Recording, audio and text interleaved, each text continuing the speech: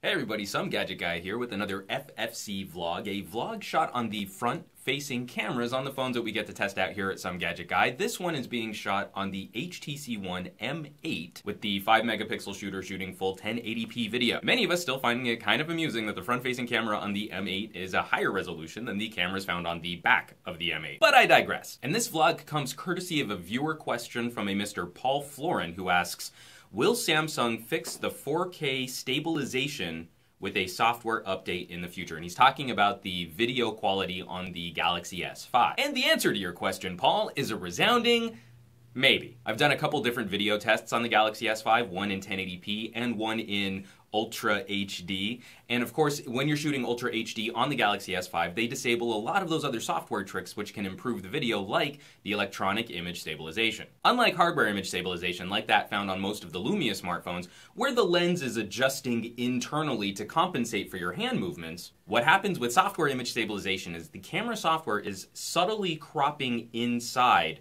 the viewable area of the video. It punches in just a little bit so it has some wiggle room. And that way it can use software algorithms to compensate for your hand movements, sort of pan and scanning within the borders of the video that you're trying to shoot. I really hope this gesture catches on as the international hand signal for electronic image stabilization. If Samsung's going to be able to provide electronic image stabilization when the Galaxy S5 is shooting ultra high definition video, we really have two things that we need to look at. The first of which is resolution. Simply, does the camera sensor have enough space or enough room to provide that subtle crop into the image frame? And that one's easy to answer. The native resolution of the Galaxy S5 image sensor is 5312 by 2988. When the Galaxy S5 is shooting Ultra HD video, it's only shooting 4 times 1080p.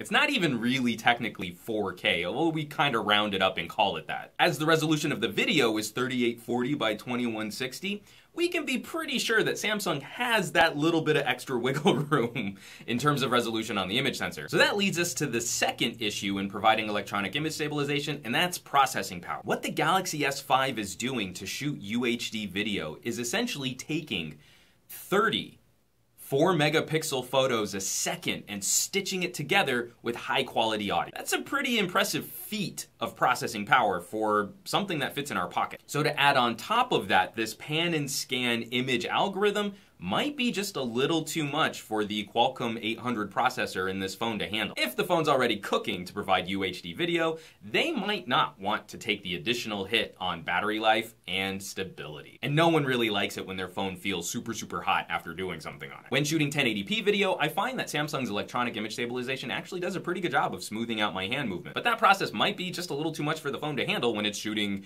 UHD. So Paul, I hope that sort of answers your question and that I totally didn't answer your question. And fingers crossed that Samsung might be able to provide some kind of optimization in a future update. But until then, we're just gonna have to make do with either amazing clarity and resolution or slightly smoother video. And just a reminder, folks, this FFC vlog was shot on the front-facing camera on the HTC M8. As always, folks, thanks so much for watching my videos, sharing my videos, subscribing to my channel, dropping me all those amazing comments down below. That's what helps me produce videos like the one you just watched. Hit that thumbs up button, and I will catch you all on the next video.